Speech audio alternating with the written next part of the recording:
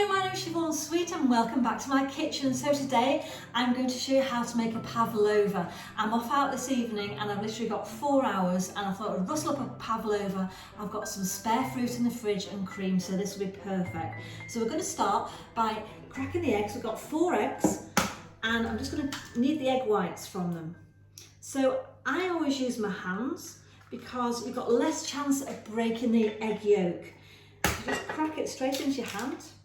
So the first rule working with egg whites is we mustn't get any fat in there. So fat could be the yolk. So a drop of yolk in there is going to stop that whisking up. Also 1 drop of water, so it could be on your hands, it could be in the bowl, it could be in the bowl you're weighing into, so water and egg whites won't whip up. So that's really, really important. So make sure that's dry. We're going to put the egg whites into there.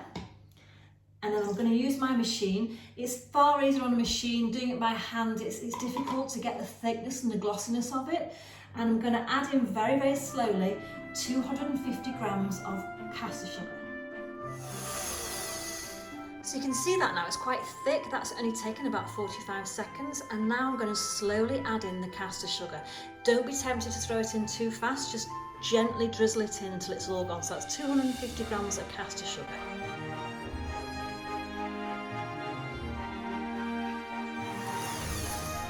So you can see that now it's nice and thick and glossy. So I'm going to add to that 1 teaspoon of white wine vinegar and 1 teaspoon of corn flour once it's whisking.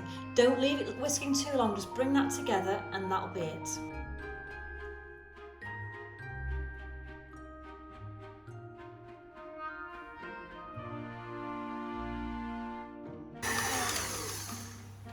So once that's nice and glossy and thick, that's ready to use. Now what the corn flour does and the white wine vinegar, it gives that nice chewy effect. So it's really important that goes in there as well.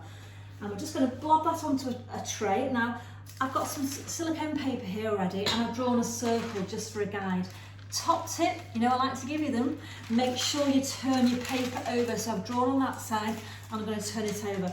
Otherwise you'll come to bake it and you look at your pavlova and have a big pencil mark or a pen mark underneath it, which we don't want. So we're just going to blob that in. You could pipe it, and sometimes I do pipe it, but this is a really quick and simple way. And we're going to put that into the middle and we're just going to spread it out. Just put a tiny bit of meringue down there as well. It just helps the paper to stick so it doesn't slide in the oven. And then we're just going to create a nice circle. Now you want it quite thick, don't get it too thin because you're doing a pavlova. I always say anyone can do pavlova because you really don't need to be neat. The more rustic it looks, the better. And then I tend to take a little bit of a hole in the middle just because I want the cream to sit in there. It will crack anyway, so that you can push it down. Now this is a nice thick one. And I like to just put lines up the side of it. You could leave it plain if you want to, but I just think it looks really nice with these flicks coming off the top when it's cooked, because they'll just catch in the oven. I think that looks okay.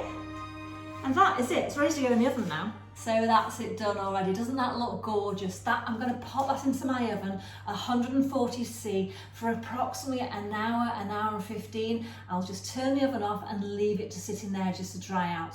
So I'll see you later. So now our pavlova is nice and cool. I'm just going to show you how to finish off. So I've got a nice plate I'm going to put it on, but first of all, I like to finish it on the table first, and then I'm going to transfer it to that, and I'll show you why. So we're just going to fill it with some fresh cream. Now sometimes I put some raspberry puree through the cream, which is really nice, but today I'm just doing a plain one.